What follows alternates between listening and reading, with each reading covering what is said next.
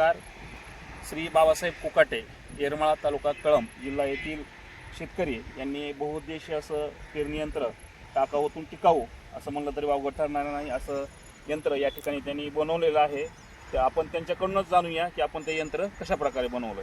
बाबा, हे तुम्ही पेरणी यंत्र कसं बनवलं हे आम्हाला थोडक्यात सांगा तुम्ही. हे आत्याचं रिक्षाचं इंजन आहे आणि ही पेरणी यंत्राची पेटी आहे. त्याच्यात हात आणि बी हे सगळं टाकलेलं आहे. आणि हे 15 इंची पेरणी यंत्र ती पण केलेली आहे. 15 इंची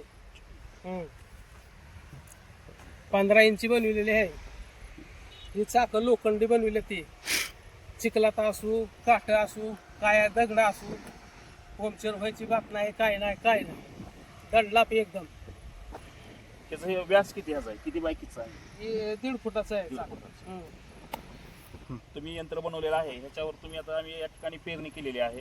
याचा दुसरा उपयोग तुम्ही कशासाठी आता करता? ह्याचं कोळपणी बी येते, नंतर त्याला पाळी टाकता येते, पुन्हा सरी वाढता येते कांदा लावायला. हे किती वर्षापासून वापरता हे? आता हे जवळजवळ 2-4 वर्ष होत आले ह्याला. ही कल्पना तुम्हाला कशी सुचली की आपण हे पेरणी यंत्र आता असं ही बनवू? बैल गेली, ट्रॅक्टर आली. ट्रॅक्टर तर काय रान तुडूनच रिकामं करतात सगळं.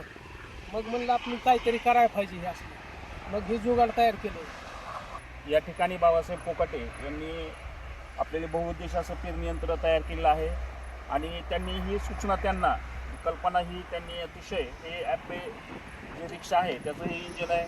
त्याच्यानंतर हे त्यांनी लोखंडाचं चाक बनवलेलं आहे. त्याच्यानंतर जे आपलं सायकल कोळपं आहे त्याद्वारे त्यांनी हे त्याच्या मांडीवर त्याचं हे येथून नियंत्रण करतात ते, आणि हे त्याच्यातून ही स्वयंचलित इंजन हे चालू करतात. अशा प्रकारे त्यांनी एक बाबांसाठी खूप खूप धन्यवाद की तुम्ही असं शेतकऱ्यांसाठी एक नवीन कल्पना सुचवली.